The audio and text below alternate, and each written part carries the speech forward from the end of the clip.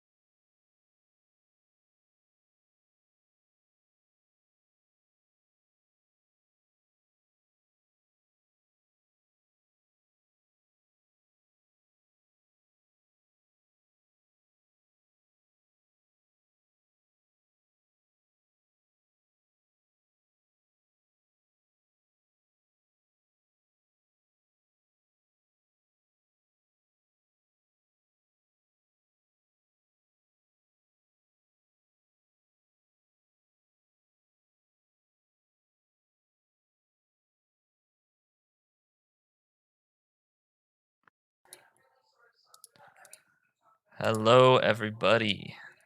Hey, Hello, everybody. okay, apparently they're not ready. Oh, they're not ready? Well, this is awkward. Uh, Um, that's okay. You should have to switch scenes on the stream too. right. When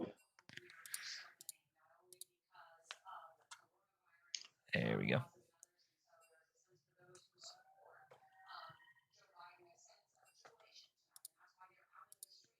There seems to be a delay in the getting into the pro draft, but that will start shortly. Have the draft right in front of us, so you are seeing what we are seeing.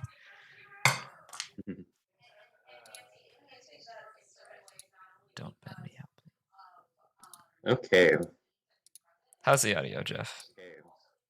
How's the um, audio, Jeff? from like you talking, Um, just on the Twitch stream. I can check that. I I'll ask the chat.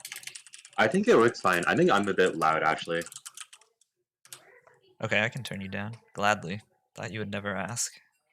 Whoa, what? Louder, man. Okay. Anyways, I feel like tonight's matchup is particularly interesting because in the top lane we have two of probably the best top laners in our club facing off against each other. In the mid lane, we have Yvonne versus Lucy, a pair of best friends who are both mediocre. I Wow. can say that because they're also my friends. But yeah, I feel like those two matchups will both be exciting, and I'm excited to see how they go. Right. I suspect that we'll see a lot of top centric play, likely supports filling out a lot of the slots on both teams, trying to play around their strongest players in those solo lanes. So far, we're seeing bans come through. We have the Hecarim ban coming through against SGG or Paul, who has been spamming it in solo queue. And it seems to be just mages all around as these bans are rapidly going off for the team of Big UwU. And that is going to take some time to get used to saying, I think. Big UwU. Yeah, we'll just refer to it as Team B. Team B, I like that. Okay, It's more Team B versus Team Avatar. great. All right, first pick for Team B.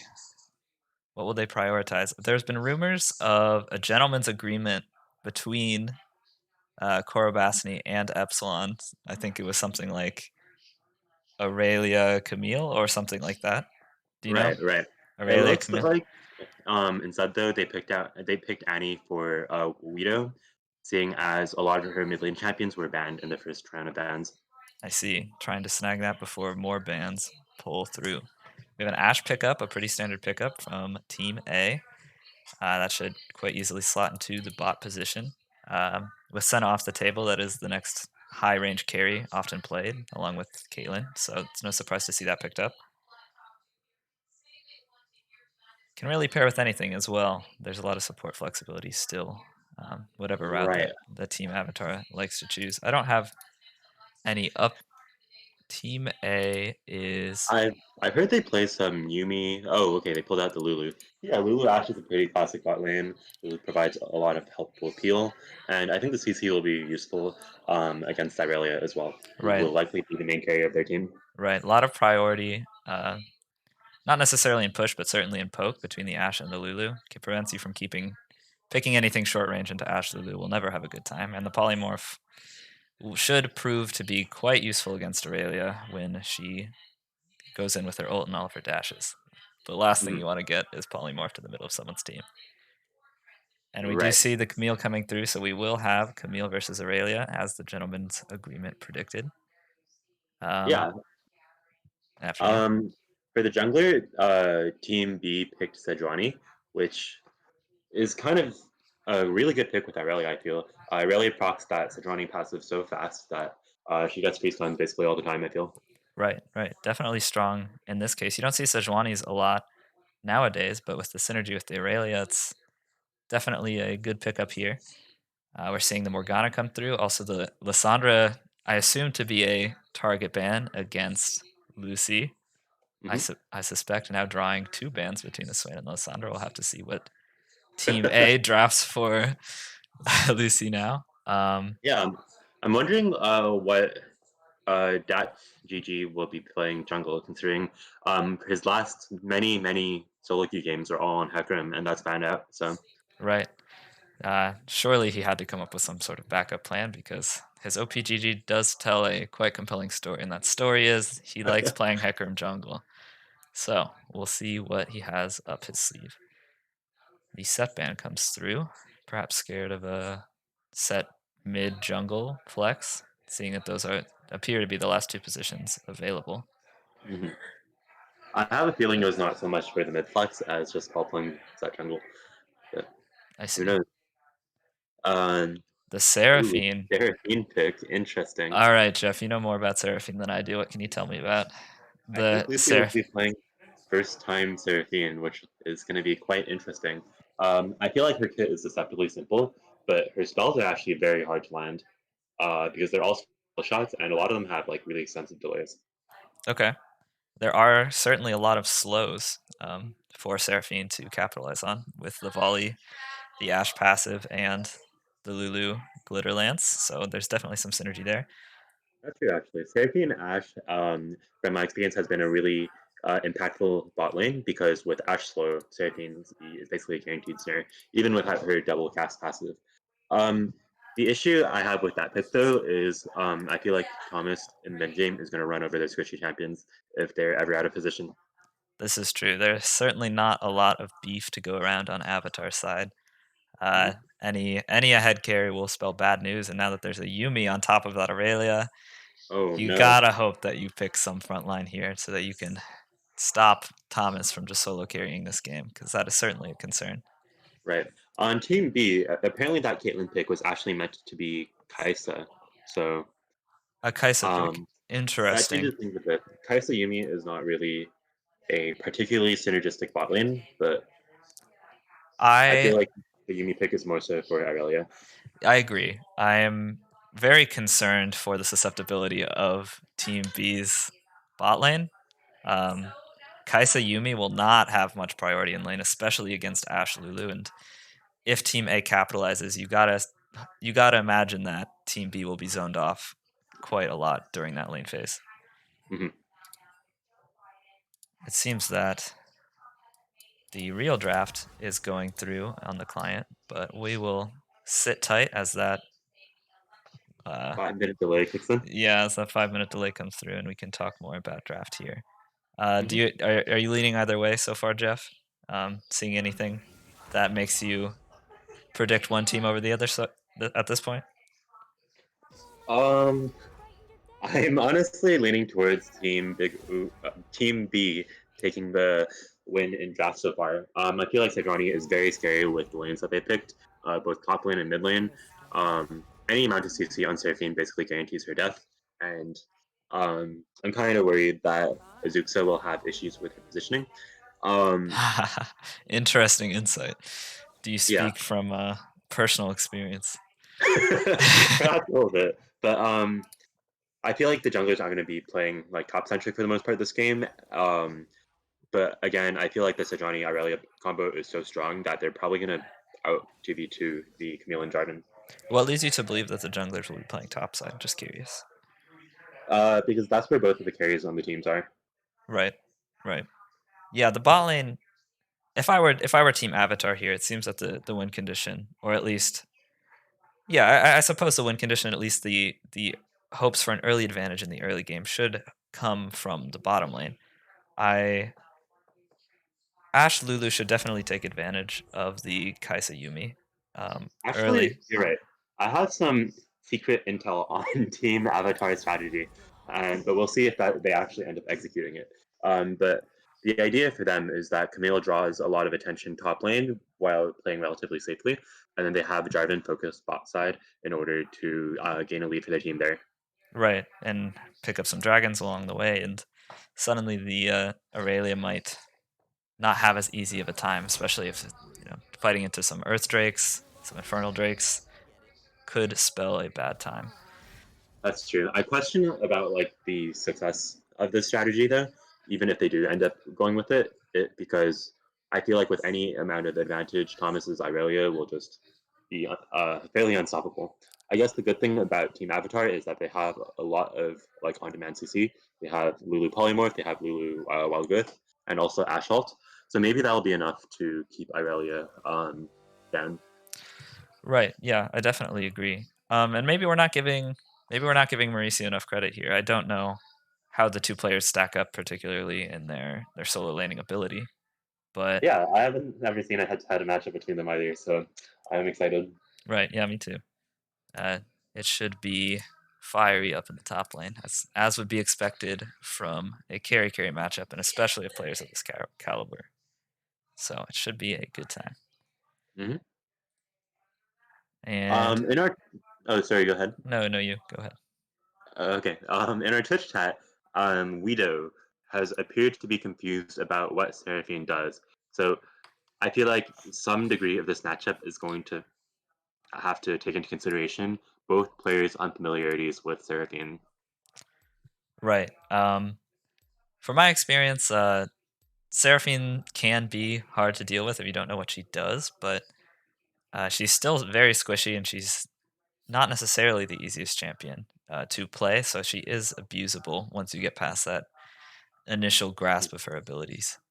Um, you can probably uh, speak with more depth as to how Seraphine's skill curve works, but Do you think so? I really haven't played her that much. oh, perhaps I'm exaggerating then. Yeah, he provides with the right team comp, which I think Team Avatar does have, a lot of CC on a relatively low cooldown. Um, but that being said, I mentioned this before, but the rest of your kit is like not all that easy to use. I've seen a lot of with Seraphine ults in the last few days. Um, the Q, although like it might seem just like the same as Nico Q, has a pretty substantial delay upon casting, impacting, and actually spreading out to the full AoE. Okay, So that's also quite hard to land as well. gotcha. I Another thing that might be worth looking at is the comfort levels of these champions for the teams. I know some players I seem to have their comfort picks, and some do not. Um, I will take a look at that.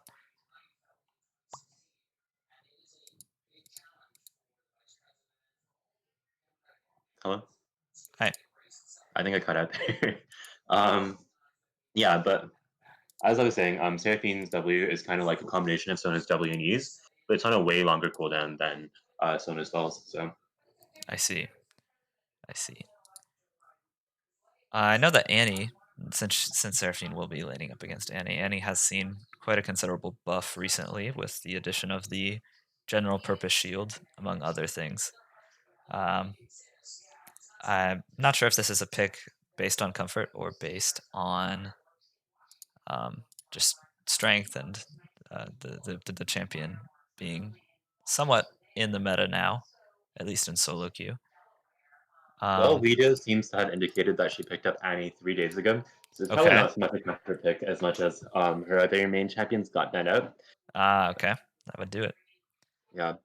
One note about the Yumi pick, which is probably done to facilitate the Irelia carry, is that it's actually kind of bad into Camille, I feel, because Camille ult separates Yumi from whoever she's attached to already.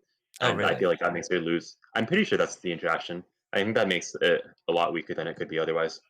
Especially if Camille casts ult right as Yumi binds. At early levels, Yumi's W has a pretty significant cooldown, so she won't be able to bind anyone right away. And Yumi, rather than whoever Camille ults, might be prone to being picked off there. Huh. That is. I've never considered the ult interaction. I know there's a similar thing with Mordekaiser's ult, but I had not considered Camille.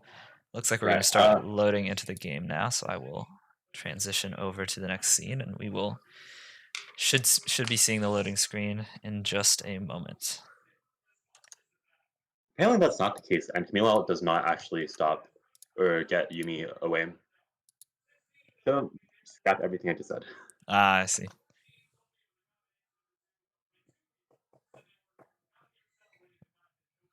Does the is the loading screen appearing on the stream? Nope, it is not.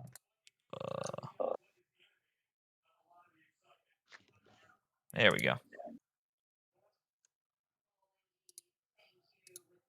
Yeah. Okay, so we do see matching IG skins to even further establish this top lane Duke fight. Is that wait, no, dog fight? That's the phrase. dogfight. Right. Um. I Okay. am. Jeff, do you know how to have tab permanently show on spectator? I am new to this. No, I've always pressed it manually. Okay, I will just hold down tab. That is no Okay. problem. Yeah, I don't think it's necessary to always have it there, but it's fine. Yeah. Oh, we have Ariel on Yumi. Interesting. I don't. I don't think that's a champion she plays, and like Yumi has a deceptively like low or deceptively high like skill floor, and that a lot of players who are new to her get picked off really easily. And I fear that one thing that might be rough is Yumi's point and click polymorph, which will interrupt her bind. Sorry, could you Am I? repeat that? I think you dropped out. You ended at a You said something about a point and click polymorph. Oh right. So I feel like the point and click polymorph might be scary for new Yumi players because it interrupts her binding to an ally and leaves her vulnerable to being picked off. Certainly. It's a similar interaction with Bard where if the polymorph lands before the Bard can portal out, then you have sad chime noises Oh really? I didn't very realize soon. that you couldn't take the portal as a squirrel. No, you can take the portal, but a lot of times the polymorph will land before you can even start it. Oh, I see. It'll have to be up to Oh, Verbaffle to maximize the use of that W. do you mind also streaming in Discord so that we can watch the same parts? Oh yes, definitely. Sorry about that. Let me know if things are all good on your end. Yep, I'm good to go. All right. Okay, so we're starting to see some early trades in the top lane as we expected. We have Epsilon dashing in with the Aurelia Qs and both sides popping corrupting or sorry, just Thomas popping his corrupting pot. It seems Mhm. that Korbasny opted for biscuits for early sustain. Um, perhaps concerned about the volatility of these trades early. I don't know if either side has an advantage early or if this is strictly a skill matchup, but it seems that both sides do have a good deal of respect for each other. Right. So we see Aurelia already leaving top lane and roaming down into the river. I'm not sure if he's looking for a gank or what's up. Okay, he went toward their blue for fear of a gank, I suppose. Can you hover over Sejuani? Did she take Jarvan's blue? She did not. It just looks like that they placed a ward. Jarvan does still have the blue buff. It seems that But they that's the were. red team ward. So I think Oh, Sejuani right. just wasted some time entering the jungle. It does appear that way. Your stream is frozen, I think. Is it, if it's because you alt tabbed, I think you should leave it in borderless. Ah, okay. I am in borderless. Oh, My stream, uh, it's not it's only frozen. the Only yeah, the it's only the Discord. Discord stream that froze, which is weird. Strange. Oh no, it's good now. That Okay, was weird. okay. Um, we are starting to see that red side is playing as we suspected they might, and that is to shove the blue side bot lane and under tower while the Jarvan takes control of the bot side river. Um, Meanwhile, we do see that Sejuani posturing up towards the top side, starting to threaten the Camille a little bit here, but they will Hmm. they will be spotted on a ward, and it does not seem that there will be any conflict there after the Scuttle Crab. Right, as expected. Sejuani is hovering topside, but what they're doing is getting Jarvan a lot of rain to just take over Sejuani's jungle. So Right, we I already think that saw. like, Oh, we have a tower shot going oh wow, onto Korbasny. It's a very good stun from Aurelia. Yeah, the yeah. Jarvan has already picked up the Raptors camp in the bot side jungle, Hmm. and I suspect And that they will take more. that was also Sejuani wasting some time at the red side blue buff, which didn't really amount to anything. Right. Oh, Jarvan's looking for a gank mid. The first gank mid lane, we have a respectful Oh wow. flash out of Yvonne. It's a smart flash to dodge the Jarvan EQ combination. And that will be a flashless mid laner. And the Seraphian root will land. You got to imagine that the Jarvan will come back. And likewise, the Sejuani appears to be posturing in fear of that second return gank on the flashless Annie. True. It appears Jarvan's recalling though, and since it went through, it's 2v1 for the blue side now. Aurelia seems to be out of mana, so overall it seems like Camille is taking the lead in these trades. Taking the lead in the trades, but the CS deficit has already started to establish itself. Obviously, there's a wave stacked up against the Camille's tower here, but likely down a wave or so at this point, with a gap of about 11. The first Drake will be an Ocean Drake, so that means that is off the table for a Soul. Definitely the strongest Soul, I think, if you ask most players. So Camille TP'd back with a Vampiric Scepter, so that will provide some much needed sustain in this lane. yeah, definitely a lot of sustain between the Corrupting Pot and the Vampiric Scepter. I imagine that Korbasny will look for a return TP and try to get this wave out as we see the Jarvan coming up for a gank, either to force summoners, force a kill, or just provide some much needed pressure. And we have the Jarvan jumping in, the Camille with the hook shot, and they're just going to auto. Will we see a flash out of Epsilon? Jarvan's holding Oh, flash Q. Okay, interesting but the flash Q interaction. does not get him out of Jarvan's flag and drag range. Great gank from That's GG, and that will be the lead going over to the Camille in this lane early. And Camille still has TP too, so I really won't be able to get it back in time to catch the wave, so it's a big loss on her part. This is a big swing over to the Camille, especially now that the wave is crashing and the TP being down reduces her pressure on the map, at least for the time being. We have Sejuani sitting in the bot side river here, doing some support cosplay, waiting for the mid laner to perhaps make an error, but it looks like Luckily, Azuxa makes the right choice and backs instead of aggressively trying to push out that wave, avoiding an untimely demise to Sejuani. Right. I think it's a good time to check in and CS numbers, which are about even across the board. Except for top lane, but that assist will more than make up for that likely. It does seem that Aurelia is making the start of a freeze in the top lane. That might be a problem, but Blue is going to try to sneak this dragon away, which is not what we expected out of these team caps going into this game. Yeah, I think they saw them on the hawk shot, and Sejuani's kind of getting low, but I don't think that red team has the numbers to contest it at all. So. Interesting play there. I suppose that with the pressure going topside to shut down that Aurelia early, then this seems to be a timely response. At least for me personally, I have to wonder what the CS deficit is doing bot lane. As we see Jarvan returning up for another gank, there are no flashes for anybody here. The Cataclysm falls down, the Hextech Ultimatum falls down, and Korbasny will barely live. He lives with a sliver of HP. That's gotta be tilting. Okay. This seems to be a long game ahead for the Aurelia. Now down, this time the kill goes over to the Camille. The CS deficit. I can't ever count him out. I know that he's a quite skilled player, but so far he seems to be in some trouble. Jarvan and Sejuani appear to be trading jungles, with Jarvan taking Sedge's entire topside and vice versa. This is not at all what we expected. They're vertical jungling, but the complete opposite side of the map. Yeah, this is certainly not to be expected here. Red side bot lane also does not appear to be pressuring them as much as we thought, considering how much stronger their matchup is relative to Kai'Sa Yuumi. Yeah, I think if your team, I'm sorry, which seed is red team A or team B? Team A, right? I think if you're team Avatar, you have to wonder if you could get more out of this bot lane matchup right now, because the Ashe should have so much more priority in terms of range. For sure. We see Jarvan returning again, and Annie's flash is not quite up, but I don't think the Cataclysm. And oh no! I think he underestimated Annie's damage and just got one shot before he could really do anything. Yeah, that is a critical misstep if you're Jarvan there. You don't have your own Cataclysm, and you're going into a warded brush. Even if he doesn't die to the Annie up front first, then he's still probably in trouble for Sejuani. Yeah.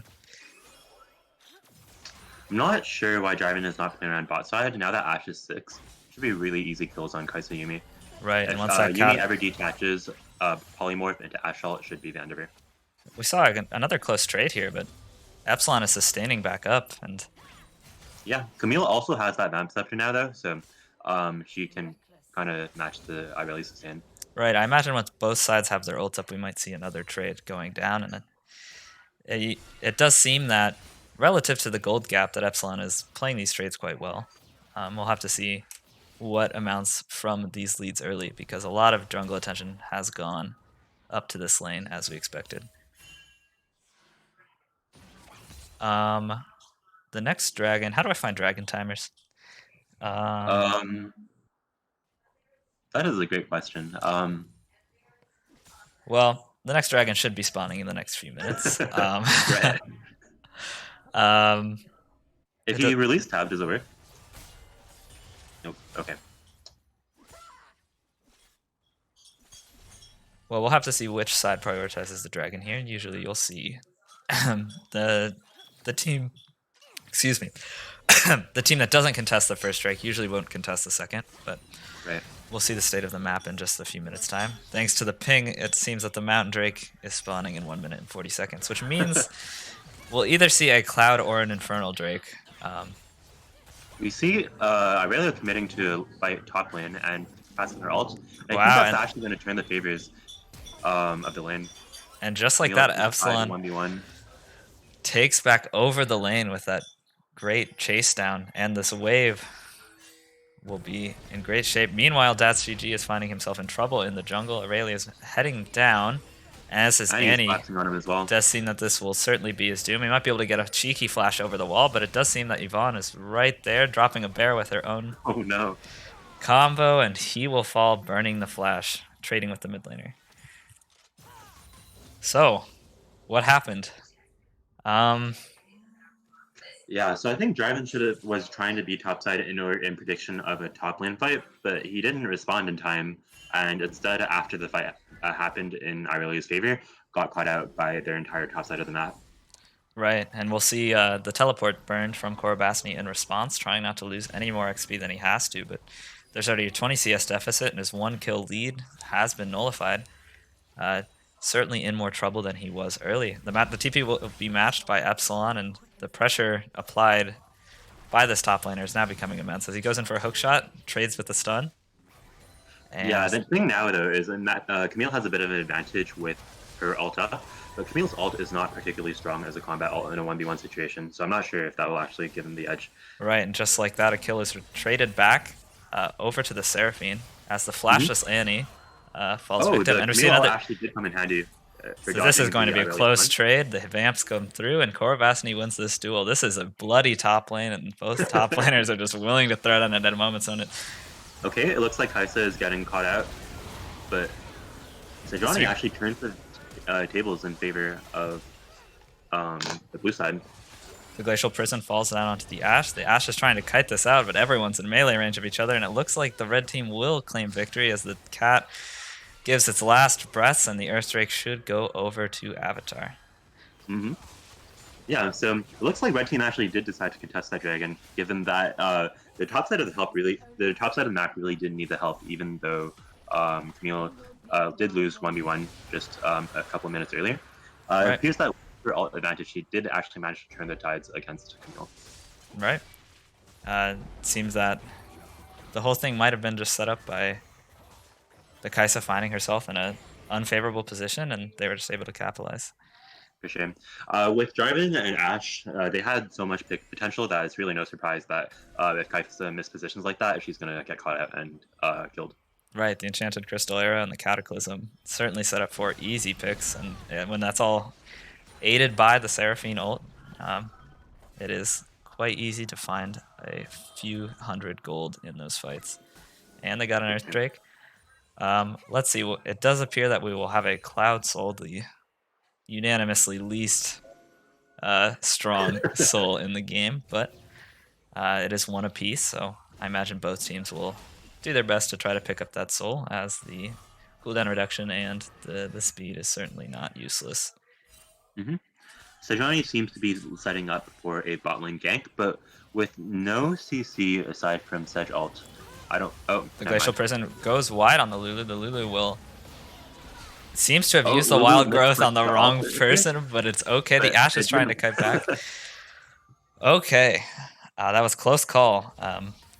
Doesn't appear that the red side bot lane even had heal there. So right, bot lane just really does not have much to follow up with that from that. If Yuumi ult is down, Kaisa Yuumi really just does not have tools to capitalize on ganks. Right, you have to hope that the Sejuani ult lands if you're looking to pick something up there. Mm-hmm. You see, the Seraphine E just missed. It did look like that they were looking for the Jarvan engage, as we've seen many times on this Annie so far. Right. If the root hit, I think that Jarvan probably could have CC'd and killed her. But alas, it went wide. We do see Sejuani starting to pay more attention. We have seen one counter gank already pan out this game, so... Oh, we see the Oh, Herald and being burned. It looks like they will be engaged, but the Jarvan is here to respond. oh, Annie whiffs her ult, gets killed by Jarvan. This does But appear to at the same time, Sejuani...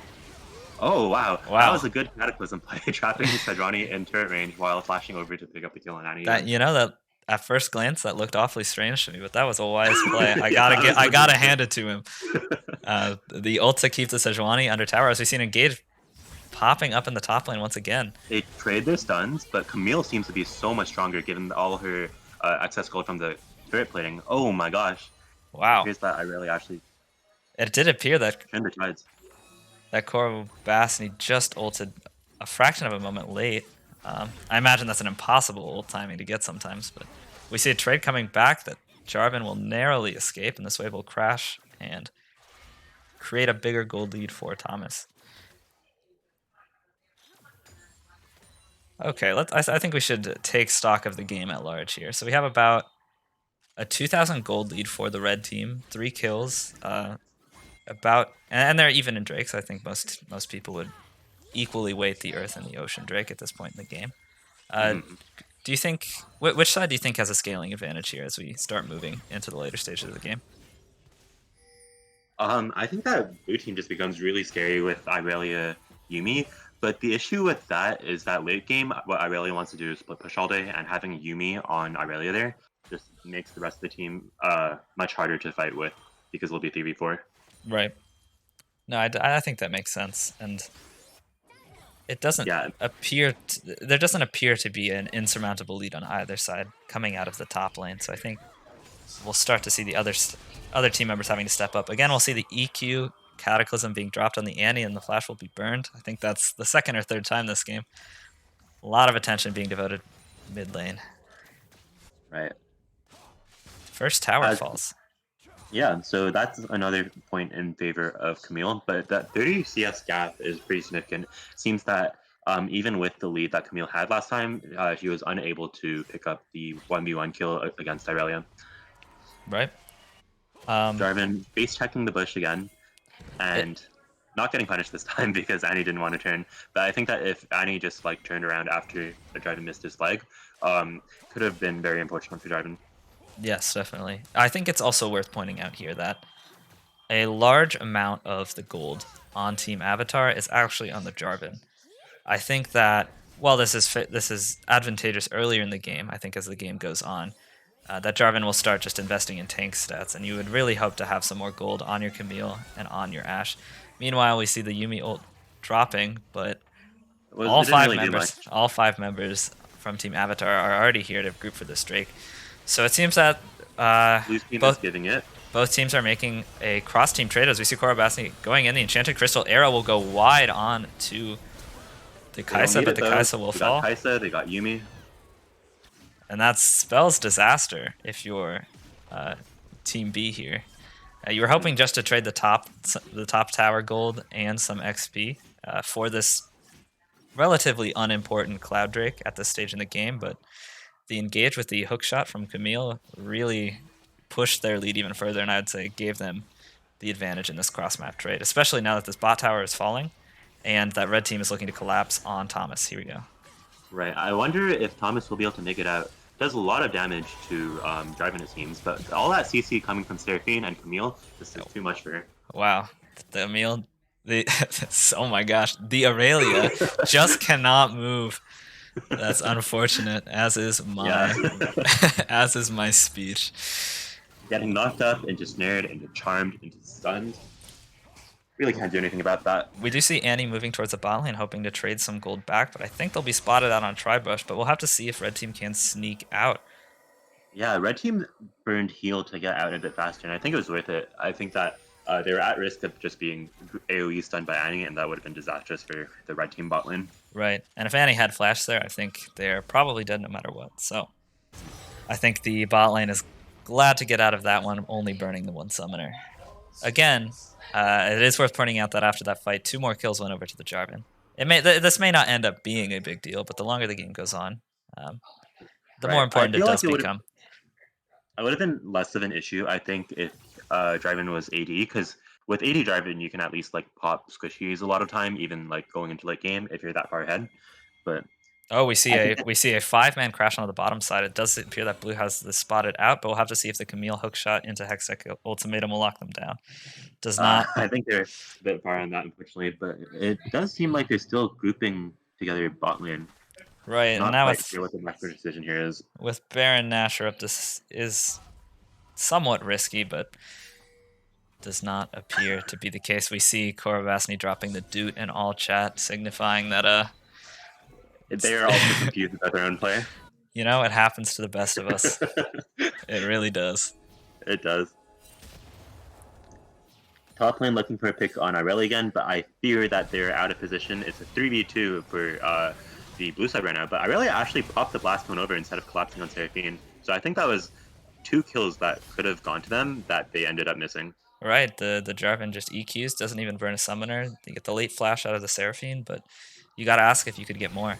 I do Yeah, want I to think shout out that, oh, we see the Camille coming in with the Hextech Ultimatum here. The Annie without a lot of resources right now, but the Jarvan Cataclysm will come through, the Seraphine ult over the top, but we have a teleport coming in. Irelia TP is really scary. Oh, And here's where that is Yuumi one. Aurelia comes in clutch. Ah, interesting. It looks like blue team will move to Baron here. Yeah, I think that given that red side bot lane is still on the bottom side of the map, red team will have to concede the Baron, but they at least get the tier 2 bot lifter out of it. Right. Although okay, with the exception of this last fight, I think it did seem bad for Team B, but I think we have to point out the amount of gold that Thomas currently has, right? He has about 9 to 10 CS a minute, and is only going to get stronger with the assistance of this Yuumi. So the Aurelia is by no means poor, and by no means can't apply pressure going forward. It'll be up to Team A to apply enough pressure on the opposite side of the map to negate that and take advantages that way. For sure. We also have to consider that Kaisa has not quite power spiked yet, given that her mirror mana is still not complete. So I wonder if that will turn the tides in the bot lane matchup when that is finished. Yeah, and if you're Team A here, I think right now you're just playing for this dragon. Although you gave over Baron, this is a Cloud Soul up for grabs, and I imagine both teams will be fine with fighting this. The giving over the Cloud Drake would give over the Soul Point to Team A.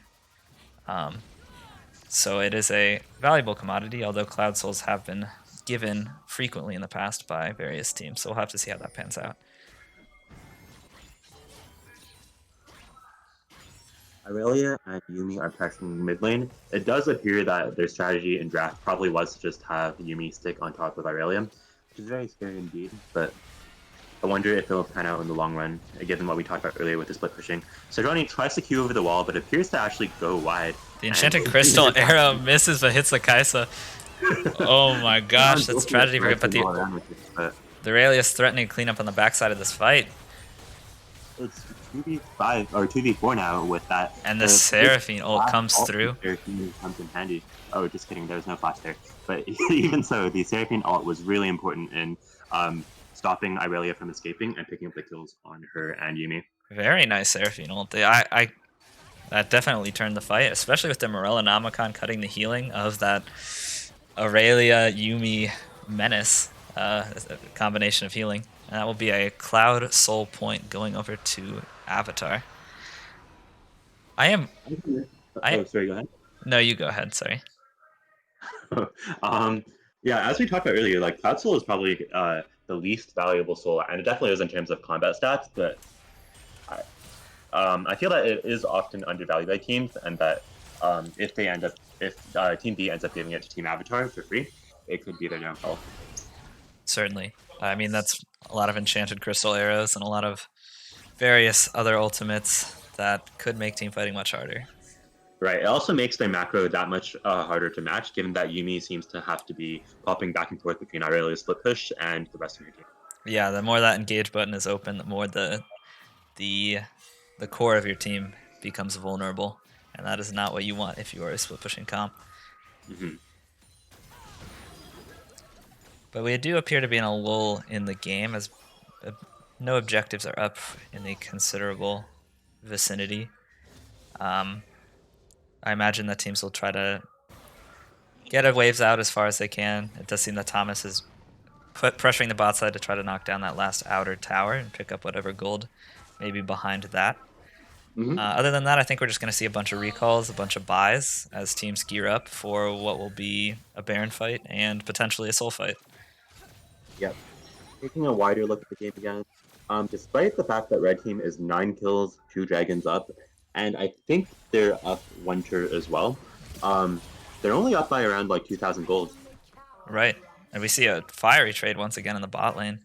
It doesn't appear that blue team is going to collapse on the Camille for fear of any potential backup, but I think that's good evidence to suggest that the Camille will have trouble answering the Aurelia going forward, as the CS lead would suggest. We'll have to see what answers the red team has in answering the split push. I imagine it will be plenty of engages on the back foot, but we will have to see. Right. I wonder what the gold differential is between Camille and Aurelia at this point, given that Aurelia is definitely has the CS advantage, while oh, you can see that. Yeah, okay. yeah, it's dead even. Sure enough. Okay. Interesting. It does. The biggest gold deficit seems to be in the jungle right now, as would be expected from an 8th kill Jarvan. That being said, the farm deficit is not in his favor. Yeah, earlier I was surprised to see that they were sending Seraphine top, given how easy she is to get caught out in the side lanes, but it appears that they have rectified that mistake and we're just catching the wave. Yeah. Enchanted Crystal Arrow will land onto the Kai'Sa, the EQ, the Cataclysm not yet falling, but the Yuumi will answer. First kill is picked up onto the Ashe as 2 kills goes the way of the blue team. The Seraphine ult comes in late, but it appears that blue team will be able to clean this one up in the end as the Aurelia comes back into the fight. And the long stun will seal the deal onto the Seraphine. It's a 4-4-1 for the blue team. Yeah, and it looks like from the death timers that they might not be up in time to test Baron if blue team does decide to go for it. Right, Baron is spawning quite shortly. It looks like they will... I imagine they will just push for mid-prio here, get some wards out, and just start up on that Baron whenever they can, because the death timers are long, especially on the mid laner at this point. I think it was perhaps a mistake to use Cataclysm on Annie instead of burning everything to try and kill that Kai'Sa after the Enchanted Crystal Arrow hit. Right. I would have to agree with that. It did seem that the Annie came from the side and bursted down the Ashe while the Jarvan was under tower there and caught in a moment of indecision. She completed her hourglass, so she really didn't take that much damage from it, and after getting Cataclysm, she was able to just chill in stasis for the remainder of the fight. Right. I think blue team here is going to have an interesting decision, as they appear to be stronger at this stage in the game. I think Annie might be caught out quite soon. That could be the case here. The Hextech ultimatum does fall into the Annie, will be traded with a summon Tibbers, but Jarvan is here to force a flash and with the EQ get the kill. The red side, the red team is actually positioned really well to take this turret, I think, but unfortunately they don't seem to have the wave, so they might not be able to do so before blue side responds. At the same time, I realize applying pressure to the bottom side of the map, forcing Camille to recall for that. Right, and it is worth noting that Cloud Drake will be spawning quite shortly. We might see either a trade in buffs. It seems that Sejuani is actually heading towards the bot side here. They will just concede this and opt for bigger pressure on the bottom side, but Korobasini does take the upper hand in that trade there. So that will be... I don't know. Oh, sorry, go ahead. No, after you. No, you go ahead. I forgot what I was going to say. Okay. Well, all right. Well, in the middle of that, we do have the Cloud Drake going over to blue team, so that will delay Soul by just this once, as teams essentially split the map down mid lane and take whatever resources they can. I wonder if it was the right choice for red team to take the Baron instead of the Cloud Soul. What are your thoughts on that?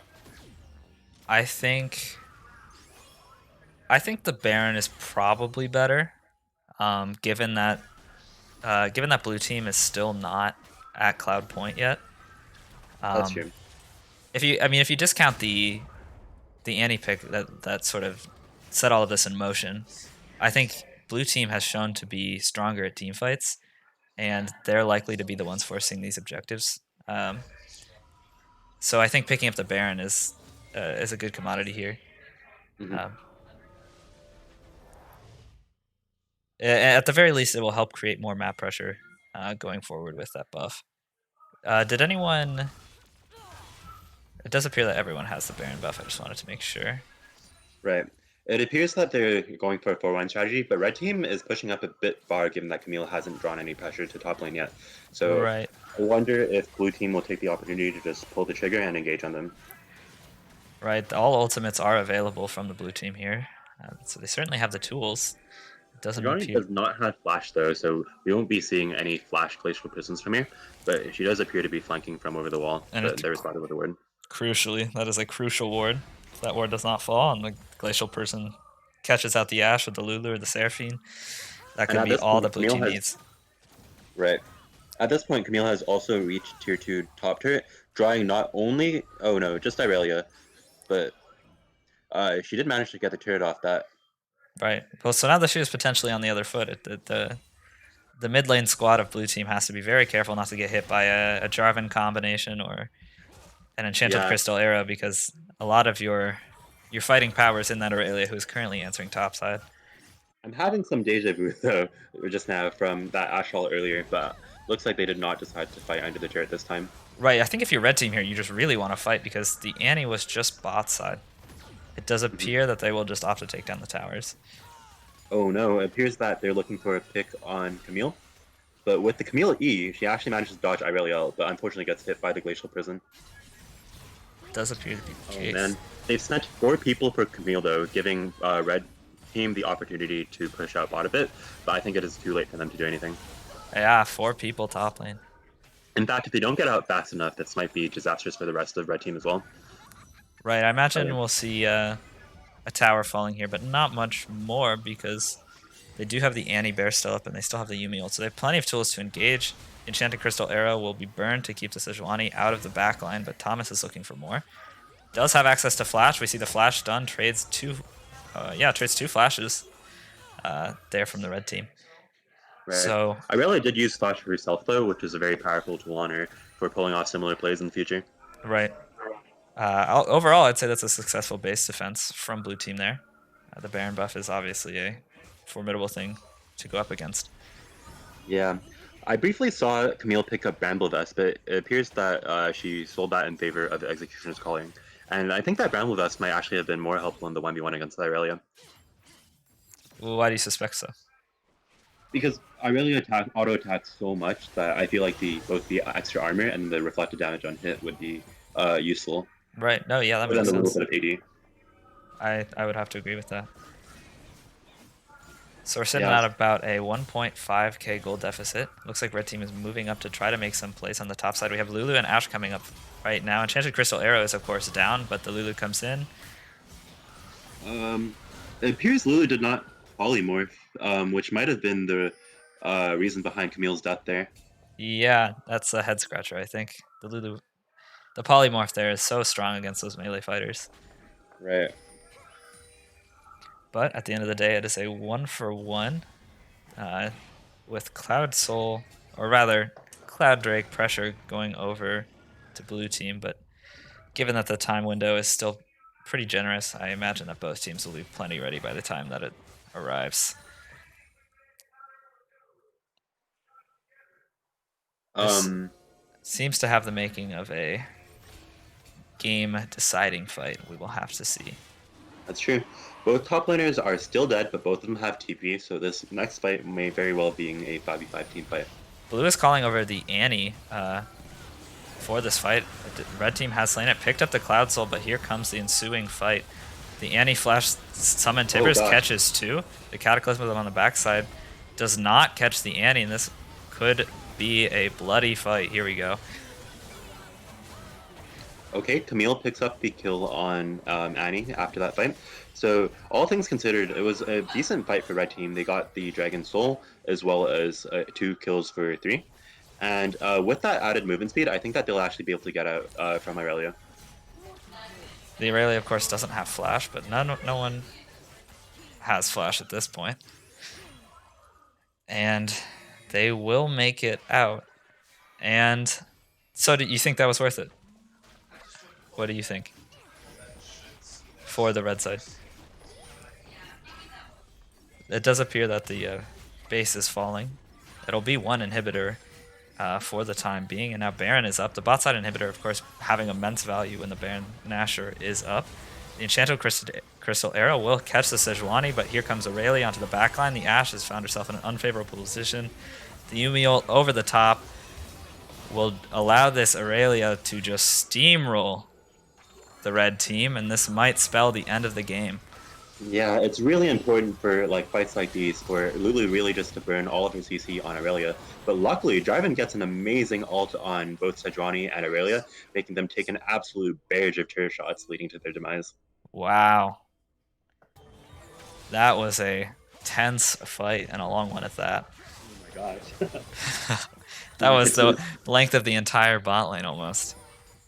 This game is like a pendulum with the tides just seemingly to shift like from one team to the other, even in the course of just a few seconds.